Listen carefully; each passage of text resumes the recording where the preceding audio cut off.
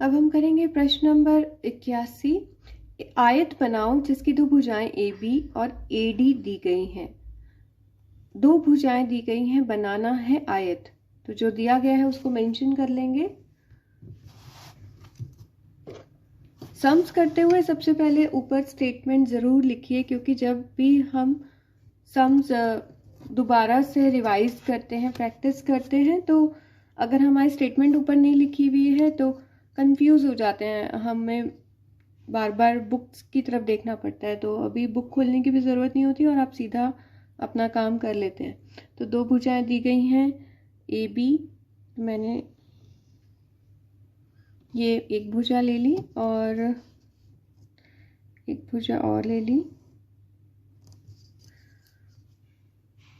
इसका नाम है AB और AD। अब आयत की प्रॉपर्टी अगर आपको पता होगी तभी आप ये दो भुजाएं ले पाएंगे कि एक भुजा बड़ी, इसकी आमने सामने की भुजाएं बराबर होती हैं, एक भुजा बड़ी एक भुजा छोटी। तो अब जो, और आयत का प्रत्येक कोण 90 डिग्री का होता है। तो इसमें से हम एक भुजा नीचे ले लेंगे, इनमें से कोई भी एक भुजा। तो मैं ये AB भुजा नीचे ले रही हूँ आधार के लिए। जितनी मैंने यहाँ पे नापी है उतनी मैंने वापस यहाँ पर ले ली। AB, A बिंदु पर मैं यहाँ पर प्रकार से 90 डिग्री का कोण बनाऊंगी, क्योंकि मुझे पता है कि ये आयत का प्रत्येक कोण 90 डिग्री का होता है।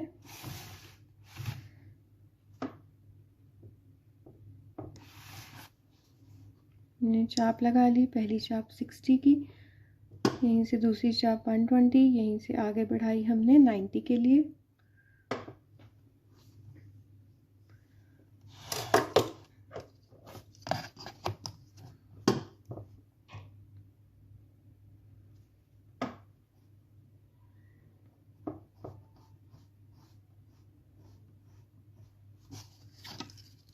अब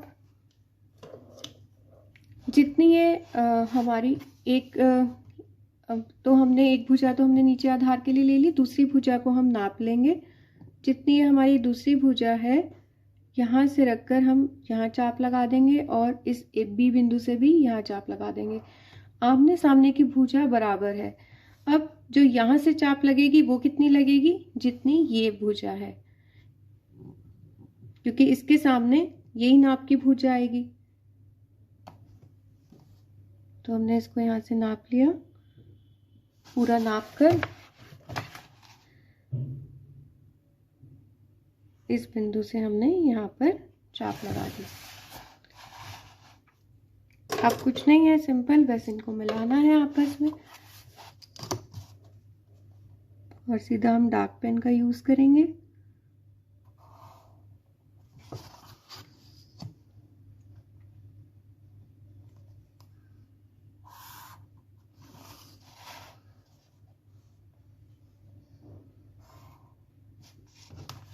और नीचे वाली ये जो भुजा है इसे भी हम डार्क कर लेंगे।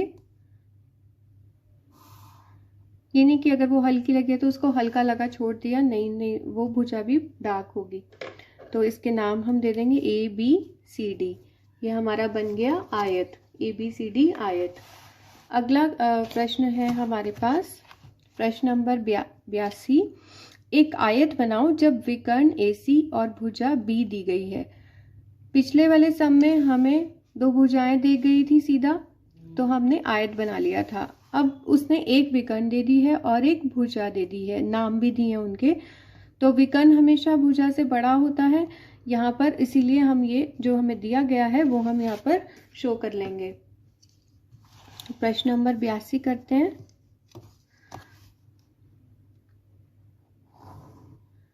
ये हमने विकर्ण ले लिया और भुजा ले लेंगे हम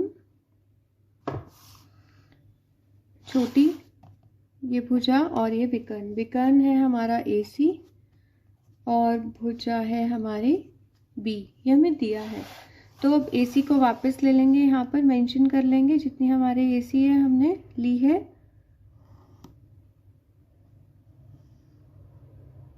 ये मैंने ले ली AC, नाप लें फिर से, एग्जैक्ट वही है, जो ये नाप है वो ये नाप है।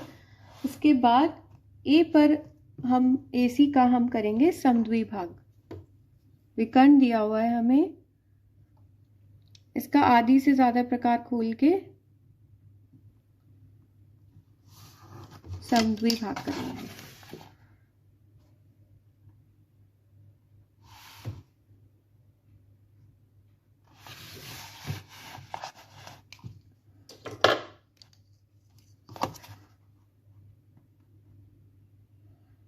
और इसको दानेदार मिला लेंगे।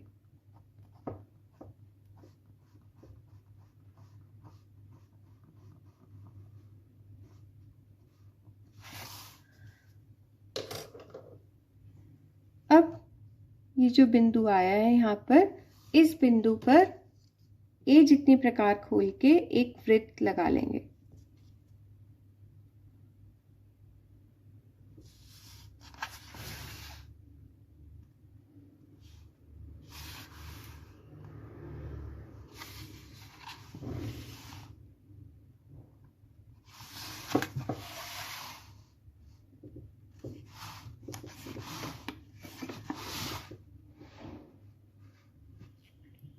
वृत्त बनाते हुए हमेशा ये चीज़ ध्यान रखनी है कि वो एक ही डायरेक्शन में आप इसको रोटेट करिएगा।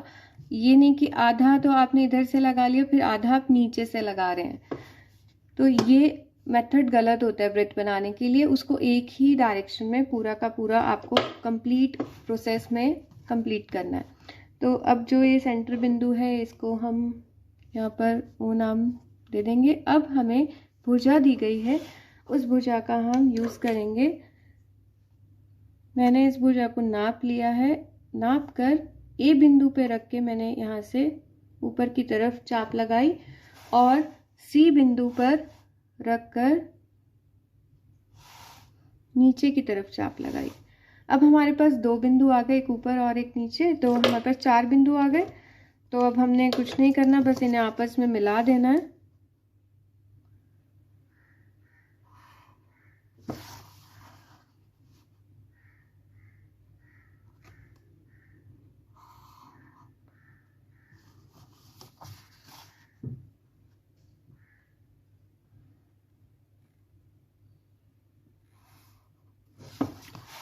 हमने इस सम में एक ऊपर की तरफ चाप लगाई, यहाँ से नीचे की तरफ लगाई, क्योंकि हमें ये प्रॉपर्टी पता है कि आयत की आमने सामने की भुजाएं बराबर होती हैं।